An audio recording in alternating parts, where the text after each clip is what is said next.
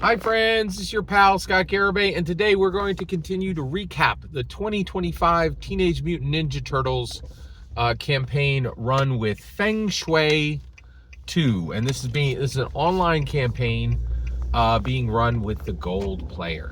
So at this point, Raphael emerges from the sewers. He climbs up a new architectural building that is good for climbing, gets to the third floor.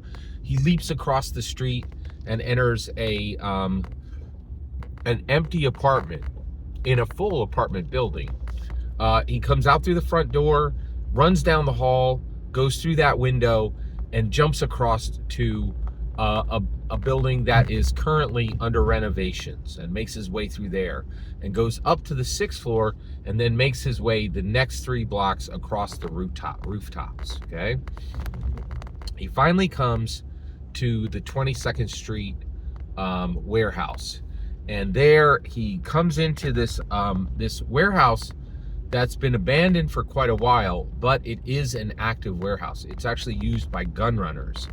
And the brothers, Raphael, Leonardo, let's do this.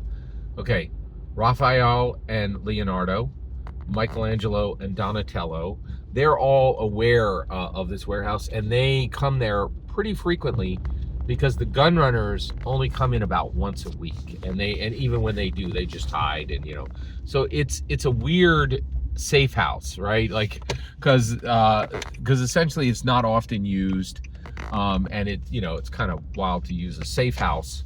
It's kind of wild to use a gun runner's crime lair as your safe house, or crime storage area, crime vault as your safe house. But the Teenage Mutant Ninja Turtles are trained by Master Splinter. They're deadly. Like, they're a really deadly martial artists, right? And so he jumps in, and he comes in on this catwalk, and the catwalk is swaying, right? And he kind of looks around, and Casey Jones comes out from the shadows, and he says, "Raphael, thanks for coming. I really appreciate it." And Raphael nods, and he says, "I wouldn't have called you here, but I've been away from you guys for 3 weeks because Master Splinter has exiled me from your company, right? Well, I just fought 4 Foot Clan last night, and I almost died. And frankly, it's really got me rattled, and I need someone to keep my skills sharp." He says, "I'm still out, fighting crime the way I always do, but I really need a partner. And without a sparring partner, I think I'm in danger. Because my rhythm is off. And frankly, without you guys as allies, which I've been enjoying for over 18 months now, I think I'm a little shook, and I just really need somebody to do a few katas with and get balanced and focused again. Can you help me?" Right? So Raphael realizes he's going against the orders of Splinter. Splinter has said there's to be no contact. Nobody can even talk to Casey Jones. And so basically, Raphael nods, right? And Casey Jones just kind of like relaxes and puts his arms out to literally hug Raphael, because he was so tense that Raphael would turn him down. So he walks forward to hug Raphael, and Raphael grabs his shoulder, hooks him behind the leg, and slams him to the ground, starting their session, right? Now, what was really cool was we then used Feng Shui's swerve mechanic, okay? And so the way this works is, let me explain how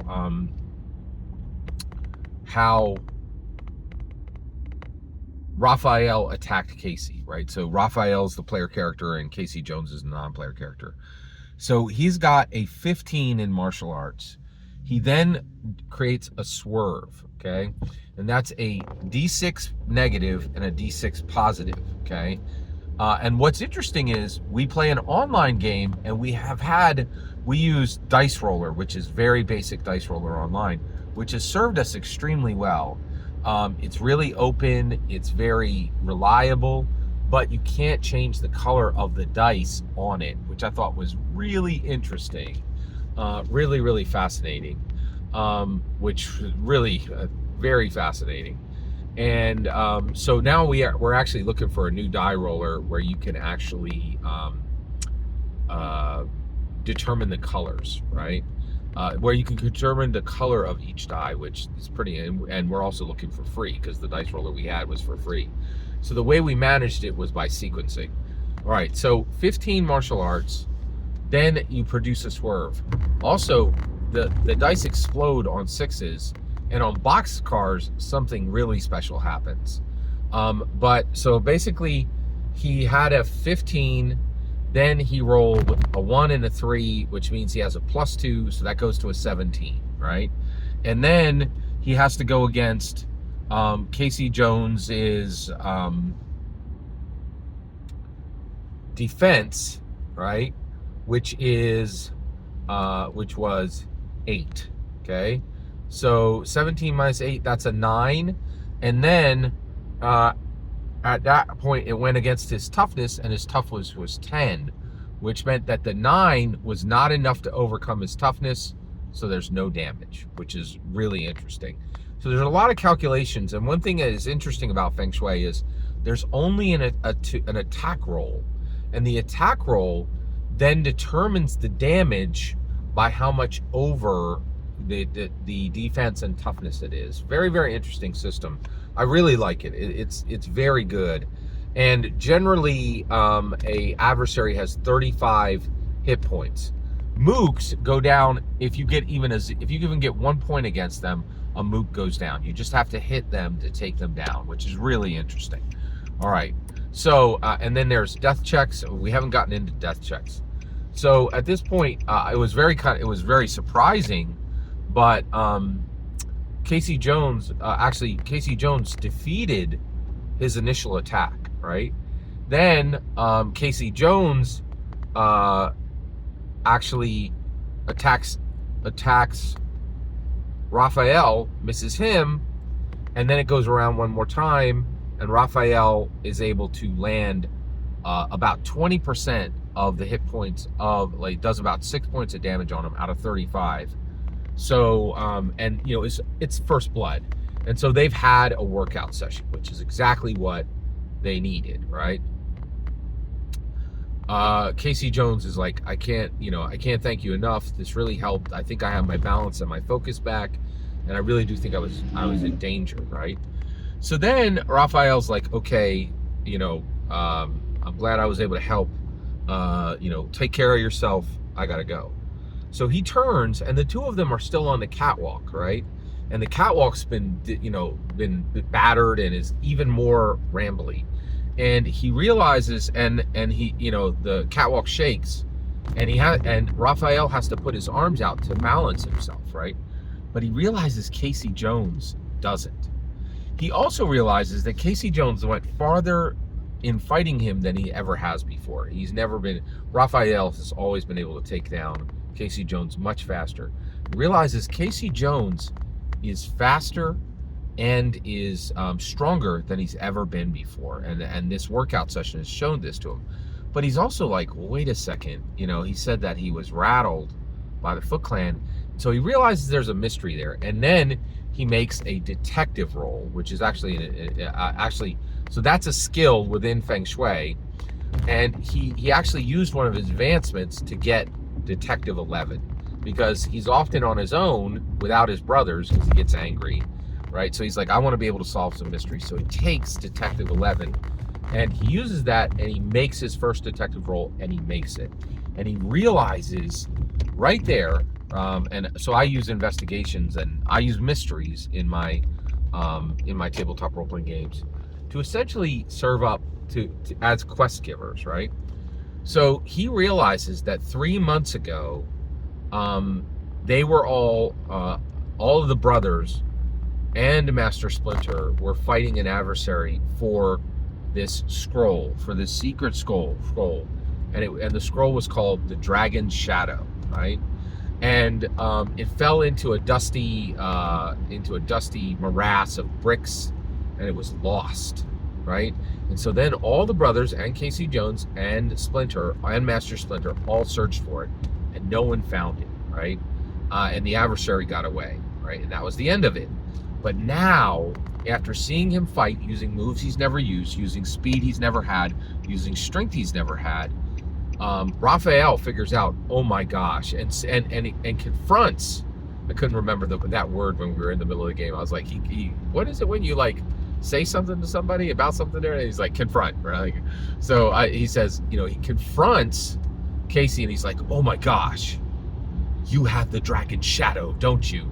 And Casey's like, I do, right? And he tells him the truth because he just worked out with him and he was helping him, right? And he's like, you have to give that back, man. That's super dangerous.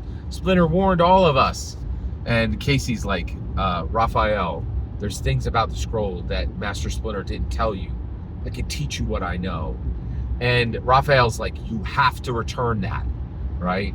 And, and confronts him, right? And so then, because he worked out with him, Casey Jones was being honest. He really did need his help.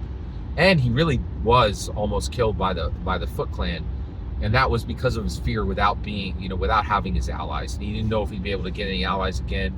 He thought he was going back to an era where he had no friends. And Rachel, and April is such good friends with the Teenage Mutant Ninja Turtles. Casey didn't know if he could, keep a relationship. It was a whole thing, right? So he was really upset and scared, right? But he says, okay, Raphael, I'm gonna do it. I'll give back the scroll. He says, it's back at my home base. I'll meet you right here 24 hours from now. It's 11 p.m. now. I'll meet you right here, same spot, same bat time, same bat channel, and I'll have the scroll for you, and I'll turn the scroll over. And then at that point,